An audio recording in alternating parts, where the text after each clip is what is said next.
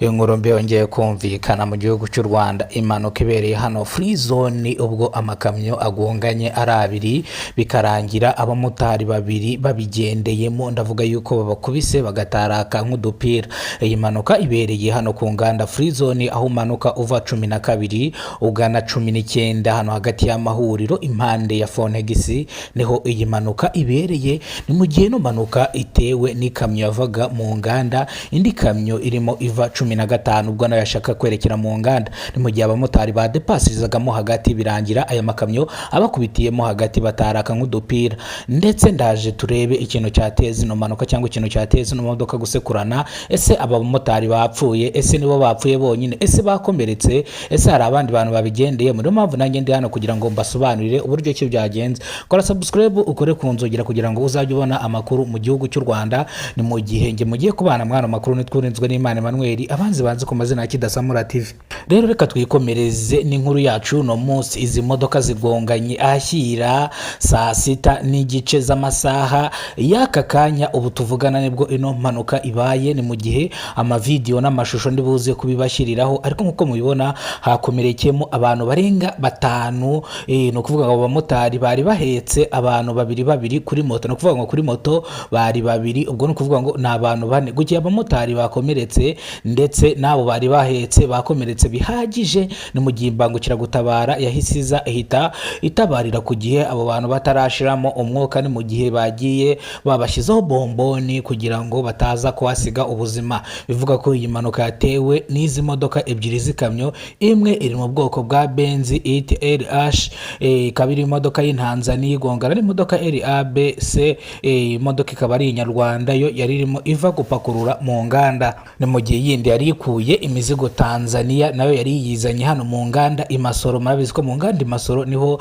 amakamyo ajyana ibyo kurya nk'uko bisanzwe. Neza iyi mpanuka ibaye nonaha nta minota myinshi iciyeho. Ni mu gihe abaturage bari bari aho ngaho kuri areta ya bisi bategereje ko bisi iza ikabatwara. Bavuze ngo imodoka iturutse hariya mu nganda yirukanka rwose nakwirirwa ifata feri, banza yabuze feri nibwo yasekuraga iyi modoka yavaga 12 igana mu nganda. Ni mu gihe iyi modoka yindi yari irimo iva Tanzania yo bisekuraniye hano. No kuvuga ngo izi modoka zo nta kintu zibaye, ziba zikomeye. Ni mu gihe ababigendeyemo ari abamotari badepasaga mu makamyo mo hagati. Nanone turongera tuze kugaruka mu karere ka Rwamagana aho abagabo batamenyekanye bateye urugo rw'umusore wibanaga ubwo yari yaratandukanye n'umugore we. Bamuteye mu rugo baramusahura ibintu byose barabitwara kugeza ku biryamirwa, ndavuga uburiri, ubwo ndavuga uburiri n'amamatera tayari babijyanye. Ni mu gihe aba bantu batahise bamenyekana basize bakubise uwo musore nawe baramwangiza akaba yise ajyanwa ku bitaro. Ni mu gihe nanone turuze kugaruka mu karere ka Rusizi aho imodoka yagize gukorera impanuka ikica umumotari, umugenzi yari ahetse agakomereka.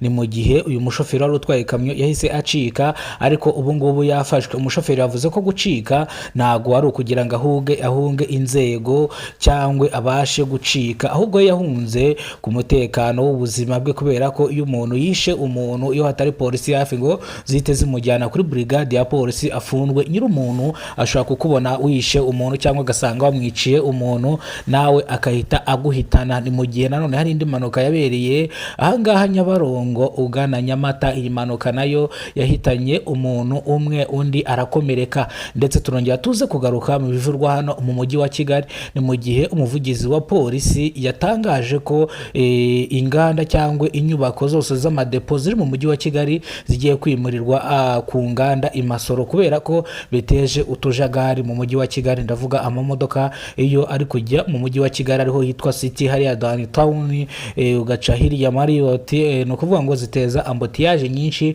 Ni mu gihe aya mastoke ari mu mujyi wa Kigali agiye kwimurirwa ku nganda Imasoro. Ibicuruzwa bazajya babikura Imasoro babijyana aho bigomba kujya.